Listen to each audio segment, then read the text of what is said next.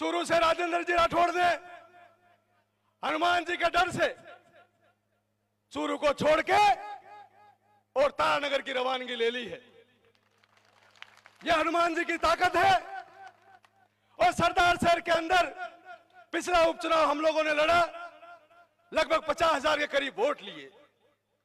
लोग तरह तरह के समीकरण बताते हैं, अपने हिसाब से बातें करते हैं, पर कई बातें सुनकर लोगों की और यह समझ में आया कि सरदार शहर के अंदर लोग परिवर्तन व्यवस्था चाहते हैं।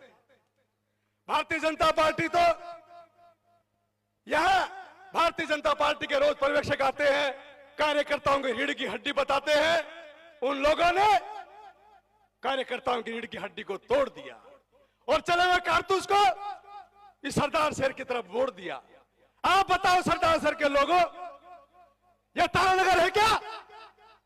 यह तारानगर नहीं है, यह सरदार शहर है। यहां 3 लाख वोट है। 3 लाख वोटों में से क्या हम सभी लोग नामर्द हैं?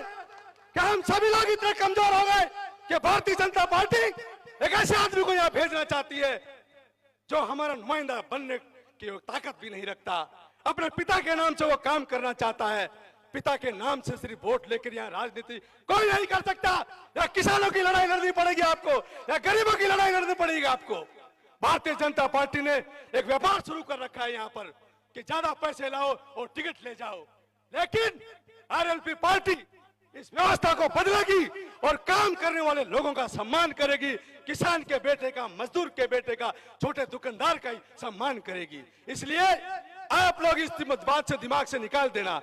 और मैं इस मंच से राजेंद्र राठौड़ साहब से एक बात कहना चाहता हूं, आप एक मेरी बात को सुन लीजिए। मैं एक बहुत छोटा कार्यकर्ता हूं और आप एक बहुत बड़े नेता हैं। आप कहीं से भी लड़ लीजिए, राजस्थान की जनता और आपकी नेता वसुंधरा आपसे इतने दुखी है, आपको कहीं से भी चुनाव जीतने नहीं देगी। आप जिसके साथ रहते हैं उसके साथ घात करते हैं।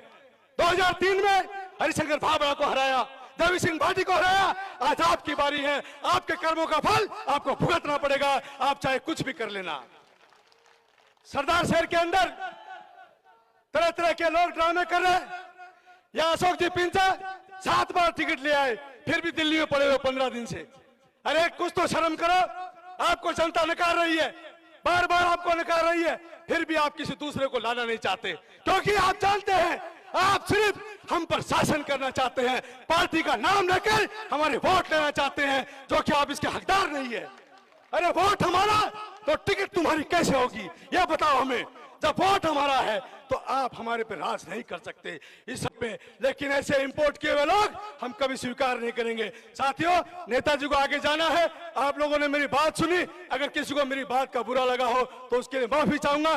जो मेरे मन में था, जो मेरे दिमाग में था, वो बात मैंने आपसे कही। सभी साथियों को जय हिंद, जय भारत, जय भीम।